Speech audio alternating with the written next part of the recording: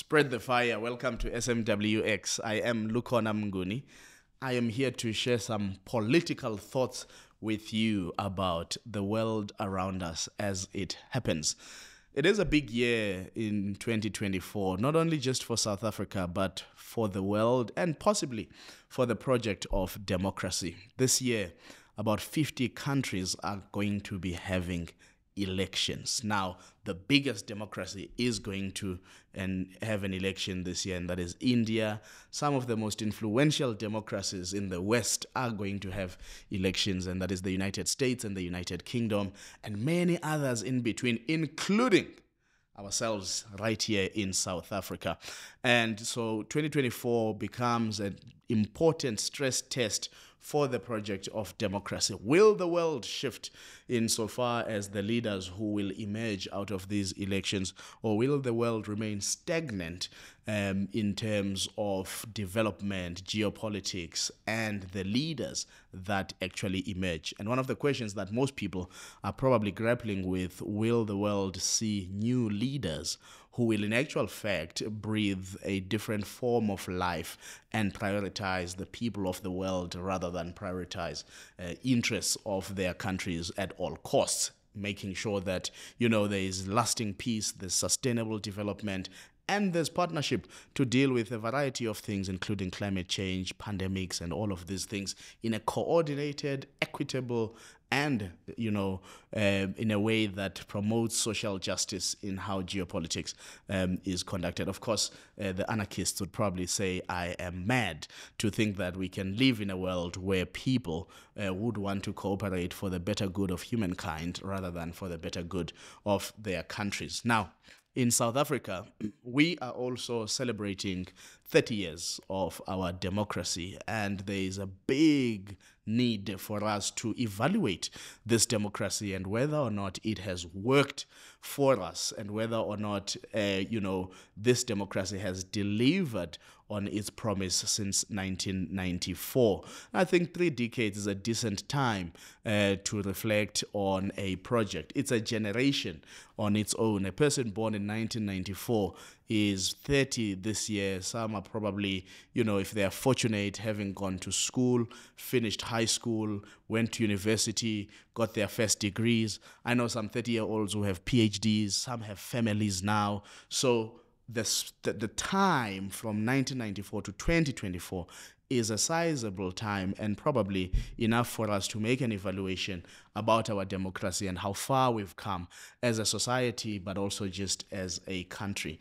Now, some people will immediately say, look, this democracy is not working for us, and some turn to the Constitution, and they say this Constitution, world-acclaimed Constitution as the best Constitution in the world, has not delivered the best lives for ordinary people in our country. Now, we probably have to ask the question, is the problem the Constitution, or is the problem those people who are tasked with implementing the Constitution?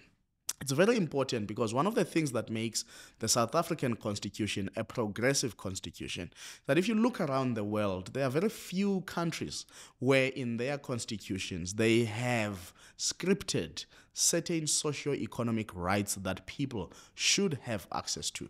The right to healthcare and reproductive health, the right to water, the right to education, and there are fascinating developments in our courts of law in terms of interpreting the right to education, particularly the right to education, post-school education. And I can go on in terms of some of the other rights that are there. And I know some people, because of being overwhelmed by a sense of being unsafe, some people because of being overwhelmed by this this society we live in that has crime at its heartbeat. We keep hearing a number of people saying, bring back the death penalty, bring back the death penalty.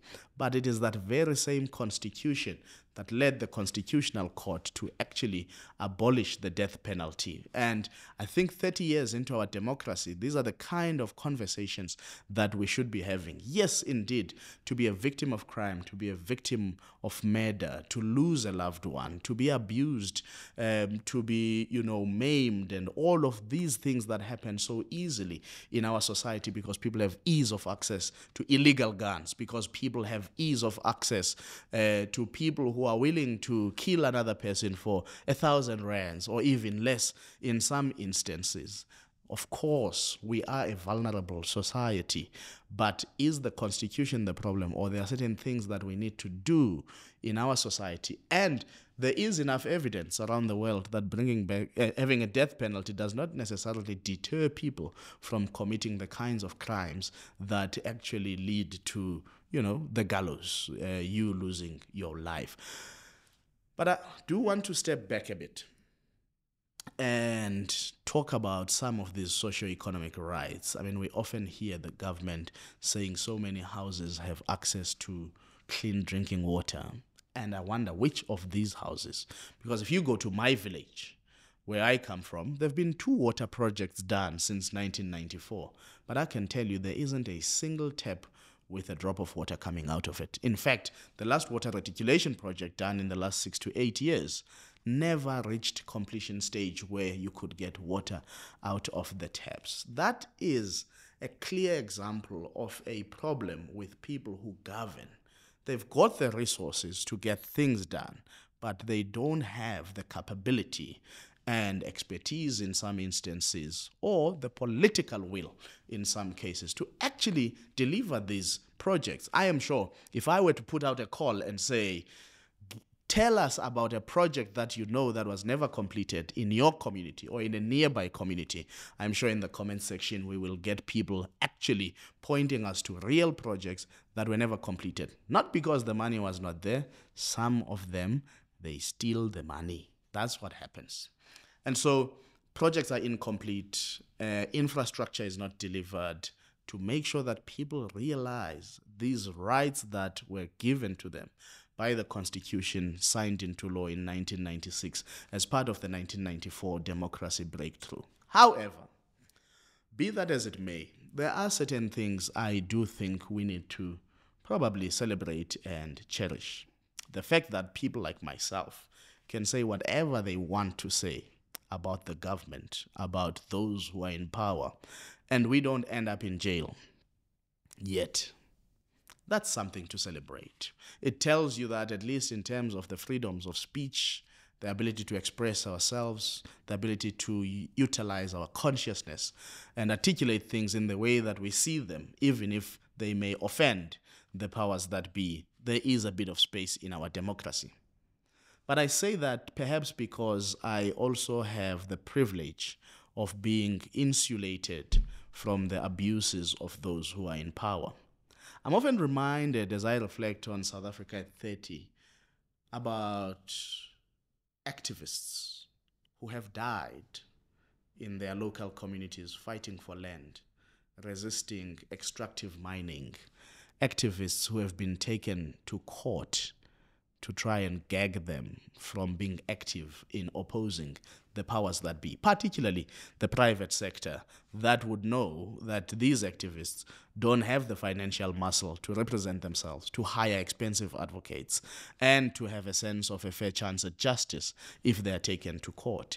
There has been a growing tendency of that in South Africa. And it is actually a very worrying development, because what it does is that it sustains the power of those who are already powerful. And so I am not naive when I say some among us enjoy the right to freedom of speech and the freedom of expression, but not everybody has access to this right. I can tell you about the struggles of activists in KwaZulu-Natal who have resisted the development of coal mines that have displaced communities without a sense of justice. But those people have been terrorized, brutalized, killed. I mean, who doesn't know of Bazooka, of, the struggles of Xolobeni by the Amadiba Crisis Committee, who was killed because of his activism, simply because he and his colleagues had a different view as to how development should happen in that part of the world. That is something very serious. Abahlali basemjondolo in eThekwini count the dead bodies of their colleagues simply because they are fighting for the right to dignity, which can only be realized if you have the right to shelter, which is also given in our constitution. So the idea of fit for purpose human settlement, people have fought for that. Yes, in some instances they've had to occupy land because, in fact, our land reform policies have just not delivered at speed and at scale since 1994. All the targets that were made or, that were placed to be achieved by 2014 by the state have never been realized in terms of giving people access to land, access to property, and all of those things. And of course, we now talk about urban land hunger because there's much more land hunger in urban areas rather than in rural areas. When you think of the plight of abahlali basemjondolo, you then have to ask, who has the privilege to access this freedom of expression? Because through their expression, they have been killed, and some of them have been killed in front of their children. Those kind of developments should then tell us that whilst these rights are accessible by some, the sheer reality that our country has the highest inequality in the world reminds us that access to these rights is inequitable. Those who are well off have a higher chance of accessing their rights than those who are less fortunate. And the people in South Africa, as one of my favorite authors in development studies, Rist, would put it, that poverty is a social construct. The poor people that we see languishing in poverty, destitution, deprivation, no access to opportunities, no access to food, people who actually can go 2 days without having eaten anything in this country, is a socially constructed phenomenon. We could make sure that people in this country have the dignity of food. We are reading in the news and the newspapers and hearing in the news about the need for interventions in the Eastern Cape because children are not guaranteed a meal in a day in some households. With all the celebration of a child grant and all of these other things that this current government tends to tap itself on the shoulder as markers of success, those child grants, if you do research, a couple of years ago I had the privilege of interviewing about 1,000 people in the Mbizana local municipality area. One of the things we found in that study was that the child grant is, in fact, an anchor source of income for many households in rural areas of the Eastern Cape. What that tells us is that the child grant then is not always directed to the child in terms of how it is spent. It is directed to the household. Now, if we are a country that does not get shocked and awaken into action by the fact that children could be dying in this country because of hunger, then something has gotten wrong in our conscience and in our consciousness. We need to ask ourselves, when we think of South Africa at 30, what is it that we have lost in the depth of our heart, of our humanity, and our ability to care for others? What is it that we have lost in the depths of our solidarity, being in comradeship with each other in our communities? There used to be a time in the villages where people would not go to bed hungry, knowing full well that they could knock on their neighbor's door and get assistance. These days, that phenomenon seems to have stopped. Of course, in some instances, it has come to be stopped because the cost of living has gone too high. Even those families that could give and share the excess food or the excess things that they had, they no longer have the space to do so. It has gone because we have introduced seeds and other things that have made the input cost of farming extremely difficult and expensive for some families. Gone are the days when in the village we knew that around March and April everybody would be harvesting their maize, their pumpkins, and their beans in their own farming fields. It's not uncommon to drive around rural parts of the Eastern Cape and you find people are now building houses in what used to be farming fields. It's not uncommon to drive around parts of rural Eastern Cape and to find that only 5 or 10 families still plow their farming fields. Thanks for watching SMWX. Before we get back to the episode, I just wanted to let you know the 4 ways that you can help support this channel if you want to see us growing bigger and better to keep you more entertained and informed. The first way is you can invite me to speak at your company, your school, your institution. You'll see the contact details down below. The second way is that you can become a member of this channel.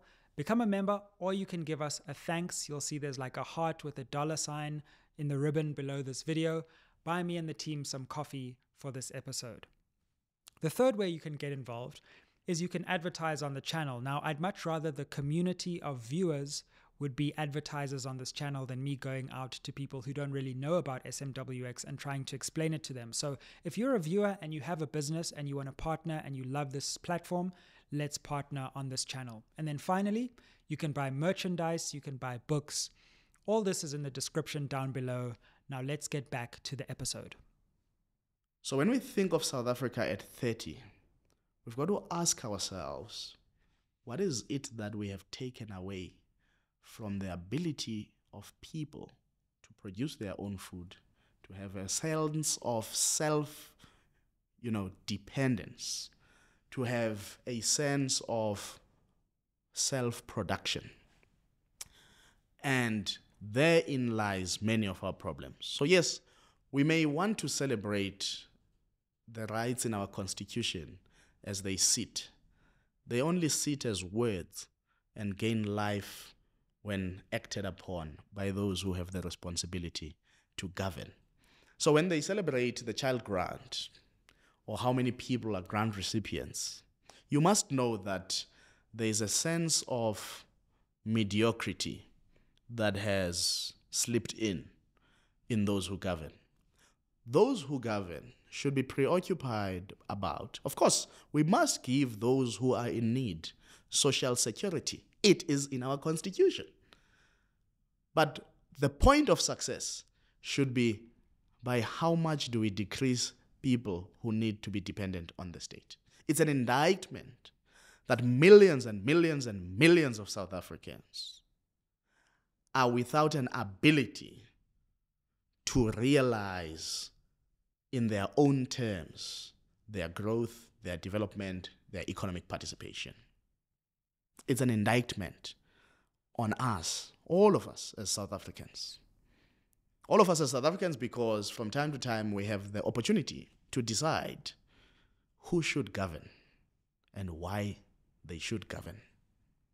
And how we deploy our votes is directly linked to people's material well-being, or lack thereof, in this instance that I'm trying to paint.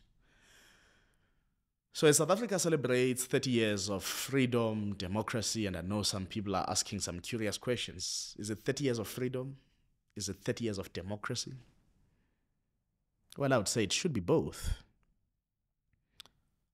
But are we really free? And are we really a democratic country? Or are we just a country of those who have, and they have the luxury to squabble, bicker about the rights? They're able to take each other to court to have access to these rights. But those who have nothing struggle to even just access the most basic thing that confirms your nationality as a South African, like IDs. So many South Africans do not have identity documents. So many children do not have birth certificates or apply for birth certificates within the 30 days that is stipulated in our laws. In that instance, when we can't even give people the very basic thing that confirms their nationality, how do we imagine that they will for all intents and purposes, see themselves as fully fledged citizens of this country, with a stake in this country, and with a need to make this country work. Hundreds of thousands of people do not have their IDs. In some instances, children have had to leave school because they do not have birth certificates because their parents don't have IDs and their grandparents don't have IDs. And what do we say? If you don't have a birth certificate, you almost sit like a bogus learner in the system. So the school doesn't get to receive a subsidy for the child. The school doesn't get to receive the allocations for the child because, in effect, the child is unseen by the state, but the child is seen by the human eyes.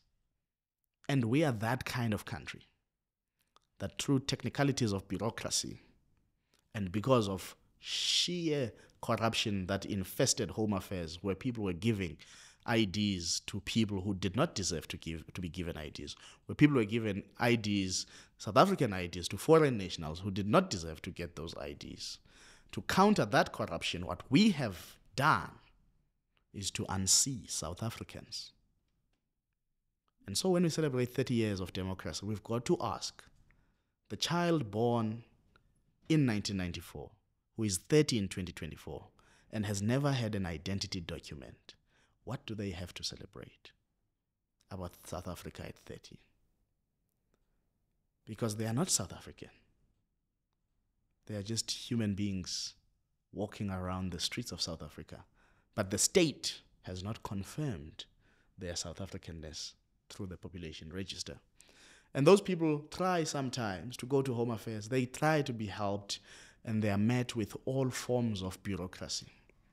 But what they are deprived of is opportunity. What they are deprived of is full citizenship, and therefore the entitlements that come with citizenship.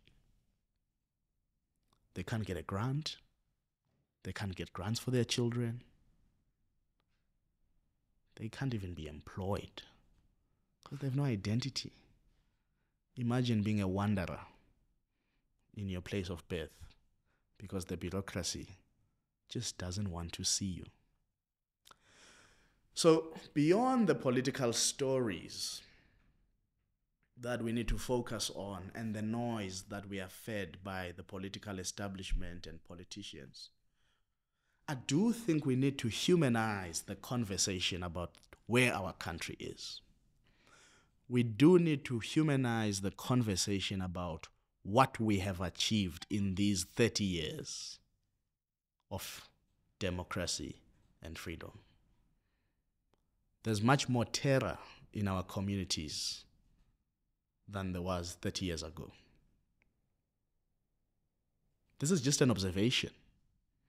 It has nothing to do with saying apartheid was better than this. You can't compare those two things. But let's evaluate what has become of our communities, of our lives. It's not uncommon to just hear that somebody has gone missing. I mean, we are a country where we murder each other so much that the murder rates in this country surpass some places where there are ongoing conflicts and violence, which tells us that there is an underground conflict happening in our society. And what is the kind of conversation we need to have about the ingredients that fuel and drive this violence, this conflict, and in particular, this violence amongst black men? Because it is black men who are the biggest victims of this violence and murder. It is black men who are the biggest perpetrators of this violence and murder.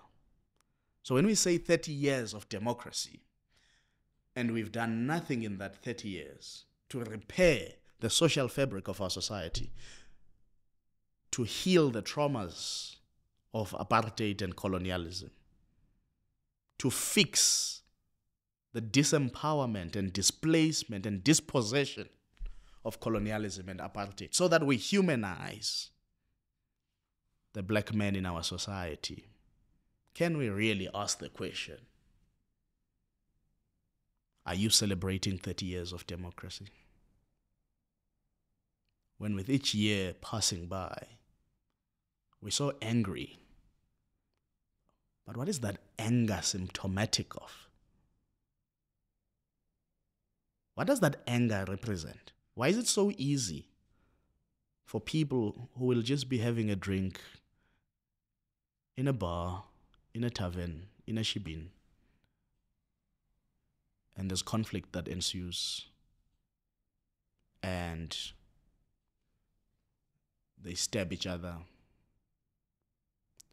In 2023, I lost a friend to road rage. He got into a feud on the road with somebody, and they chased each other for a few kilometers. Turns out the person was an off-duty cop with a gun. And when eventually they stopped and got out of their cars, there was a bit of shouting at the other. The guy with the gun drew his gun, shot him on his chest in front of his wife. And that was the end of his life. A guy I had spent 4 years sleeping in the same dormitory with in hostel during my high school years. What is this rage that consumes us so much in our society for things like that to be able to happen? It's not just violence. There's something there that we need to dig deep on, to the soul of our society, to the fabric of our society. And if things like that happen, children lose their dad, a wife loses her husband, old parents lose their son, simply because people didn't drive properly around each other on the road, surely something is wrong with us. Something is wrong with our society. But are we doing enough?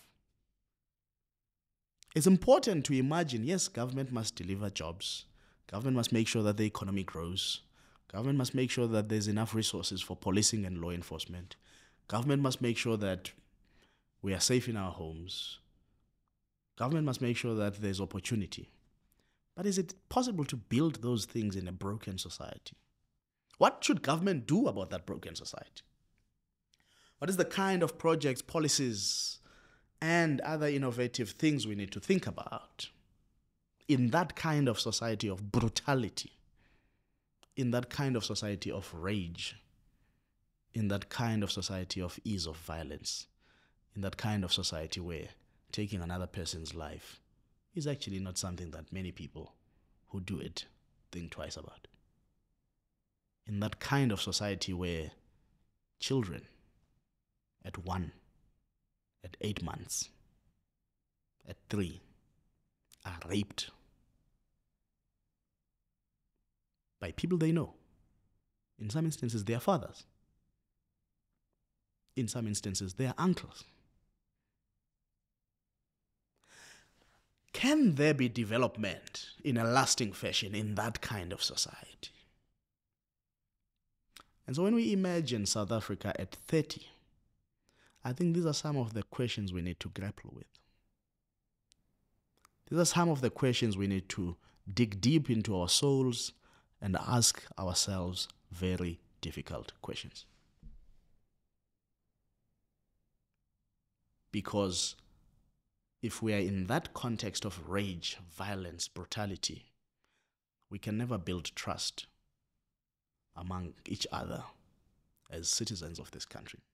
And without that trust, we can never be able to build a society that has solidarity, that has growth, that has sustainability.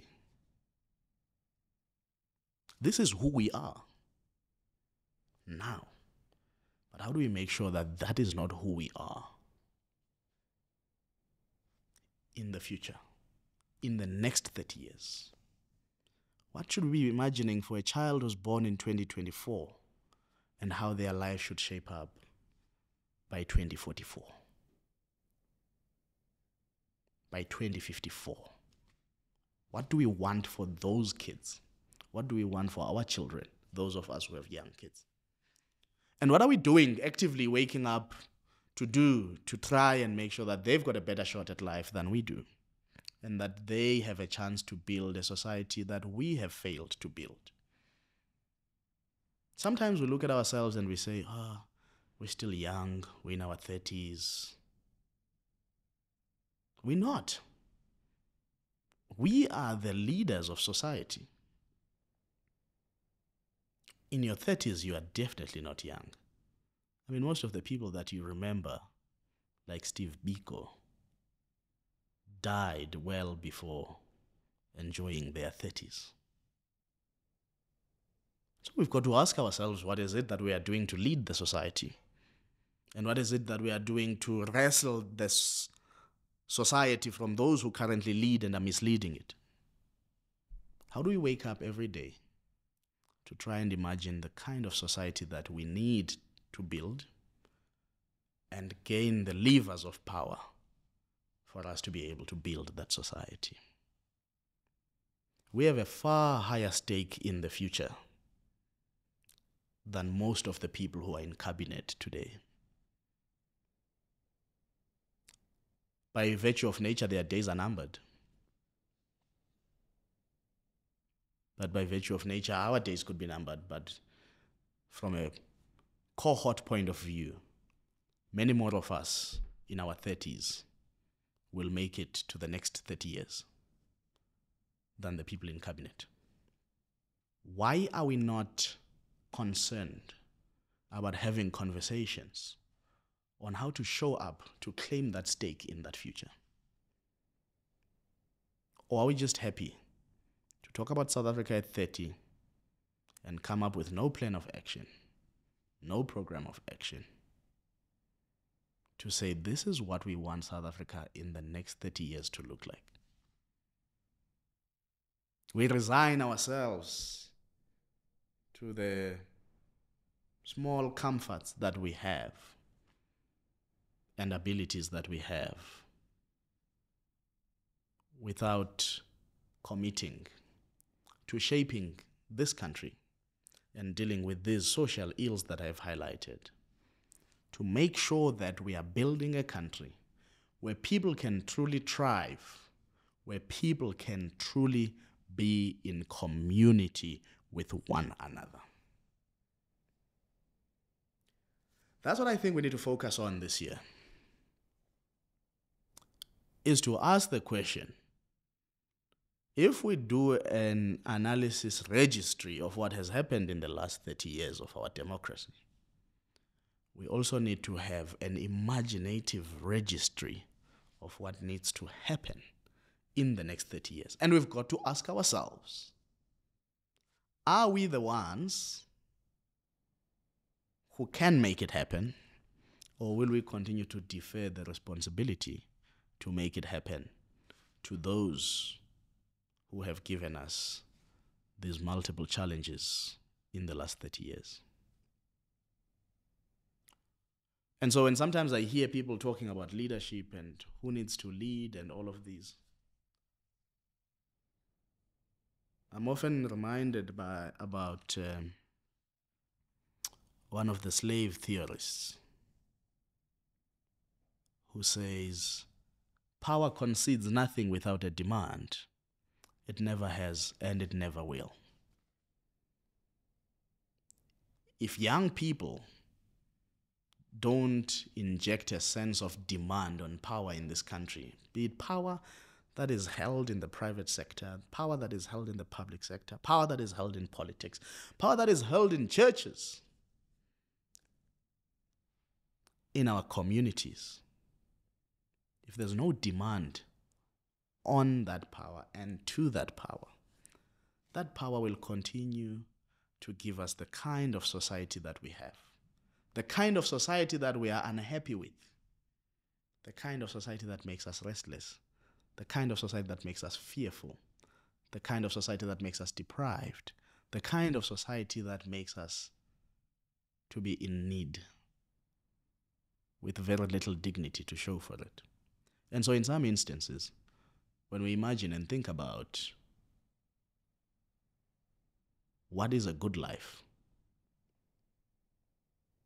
it's almost even a privilege in this country to ask that question. Am I living a good life? What can I do to live a better life than I do?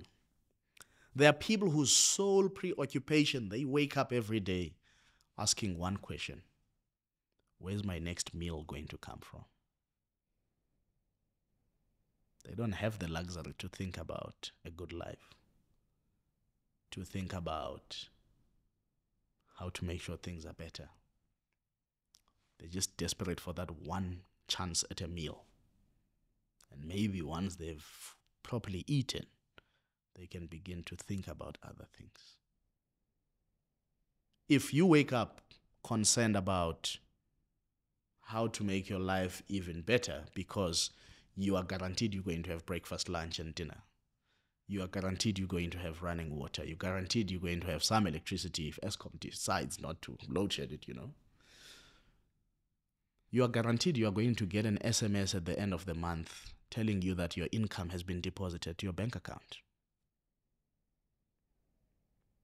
Imagine a person who doesn't have any of those things and still doesn't even have the guarantee of a meal for the day they wake up to.